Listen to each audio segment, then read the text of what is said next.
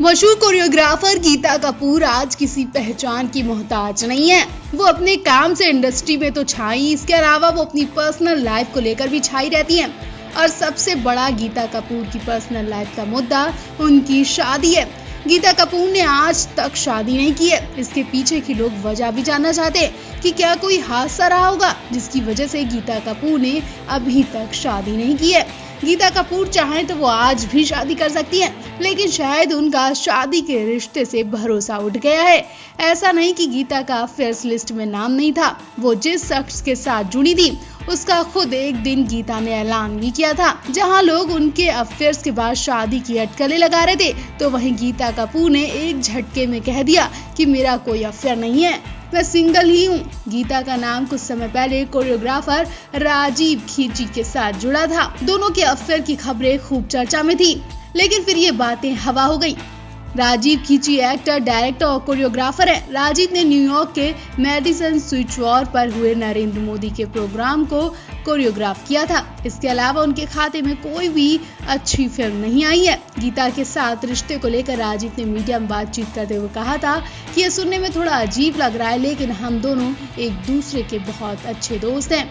हम दोनों किसी भी रोमांटिक इक्वेशन में नहीं है। हम दोनों एक दूसरे को कई सालों से जानते हैं। अगर हमारे बीच रोमांस का सीन होता है तो दुनिया को पता चल ही जाता।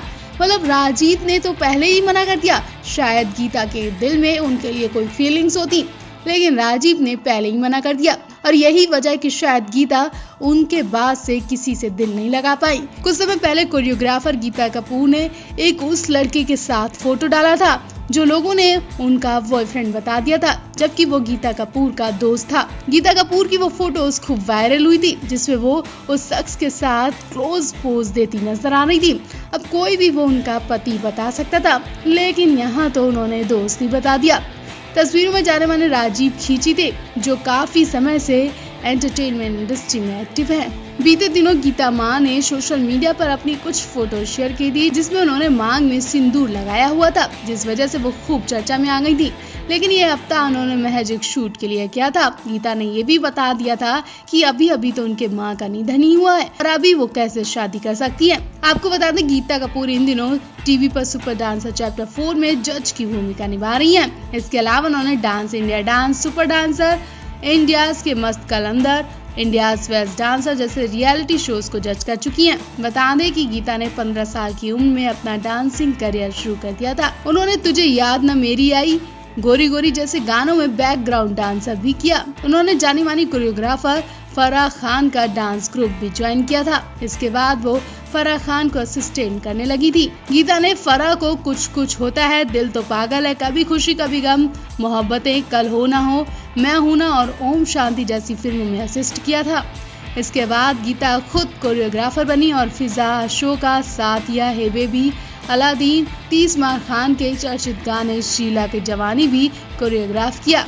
और आज गीता घर घर में मशहूर हो चुकी हैं। तो आप भी गीता कपूर को लेकर अपनी राय जरूर दें। फिल्म बधाइयों से सनसनी मचा चुकी है एक्ट्रेस नीना गुप्ता के लिए आज का दिन बेहद खास है। आज नीना गुप्ता अपना जन्मदिन सेलिब्रेट कर रही हैं। बीती रात से ही फैंस लगातार नीना गुप्ता को उनके जन्मदिन की बधाइयां दे रहे हैं। फैंस नीना गुप्ता की जमकर तारीफ भी करें। फैंस का मानना है कि उम्र बढ़ने के बाद भी नीना गुप्ता के हुस्न में कोई कमी नहीं है। तो चलिए आज नीना के इस खास दिन को हम और भी स्पेशल बनाते हैं उनकी कुछ दिलचस्प बातों से। नीना गुप्ता आज 62 साल की पूरी हो चुकी हैं। हालांकि नीना गुप्ता के लिए तो उम्र केवल एक नंबर है। नीना गुप्ता आज भी काफी यंग नजर आती हैं और इसमें कोई शक की बात भी नहीं है। नीना गुप्ता अपनी बढ़ती उम्र पर ब्रेक लगा चुकी हैं। नीना गुप्ता अपनी फिटनेस का पूरा ख्याल रखती हैं। यही वजह है जो फैंस नीना गुप्ता की असली उम्र का अंदाजा नहीं लगा पाते हैं। नीना गुप्ता की फोटोज पे आप नजर डालेंगे तो वाकई आप उनकी उम्र का अंदाजा नहीं लगा पाएंगे। उन्होंने एक से एक ग्लैमरस फोटो शूट भी करवाया है। असल जिंदगी में बधाइयों एक्टर काफी ज्यादा हॉट है। उनके इंस्टाग्राम पर देखेंगे तो कई फोटोज में वो हॉट ड्रेस में नजर आ रही हैं, जिसमें वो बिल्कुल कातिलाना अदाएं दिखा रही हैं। नीना गुप्ता इंडियन लुक में भी कमाल लगती हैं। कुछ समय पहले ही नीना गुप्ता ने अपनी ऑटोबायोग्राफी रिलीज की है। अपनी किताब में नीना गुप्ता ने कई चौंकाने वाले खुलासे भी किए हैं। वेकेशन टाइम में नीना गुप्ता बिकनी में भी पोज दे चुकी हैं। नीना गुप्ता अपनी जिंदगी में हर वो पल जी चुकी हैं जो इस वक्त की एक्ट्रेस जी रही हैं। नीना गुप्ता अपने वेकेशन एंजॉय भी खूब मजे से करती नजर आती हैं। वहीं आपको बता दें, नीना गुप्ता बॉलीवुड अदाकारा होने के साथ साथ एक सिंगल मदर भी हैं। नीना गुप्ता अपनी बेटी मसावा गुप्ता पर जान छिड़कती हैं। फिल्म बधाइयों फेम एक्ट्रेस नीना गुप्ता इन दिनों अपनी किताब सच कहूं तो को लेकर काफी सुर्खियों में है। नीना गुप्ता की प्रोफेशनल लाइफ से ज्यादा पर्सनल लाइफ चर्चा में रही है। इसकी वजह उनकी शादी से पहले न केवल प्रेगनेंसी बल्कि बेटी को जन्म देना। नीना ने उस वक्त बिना ब्याहे बेटी को जन्म दिया था जब लोग इस बारे में कभी सोचा भी नहीं करते थे।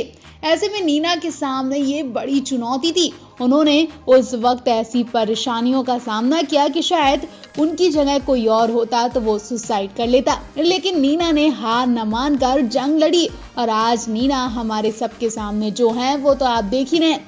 नीना एक समय पर West Indies cricketer Vivian Richards के साथ रिलेशनशिप में थी, जिससे उनकी बेटी मसावा है। उन्होंने अपनी किताब में बताया कि जब मसावा उनके पेट में थी तब सतीश कौशिक ने उन्हें शादी के लिए प्रपोज किया था।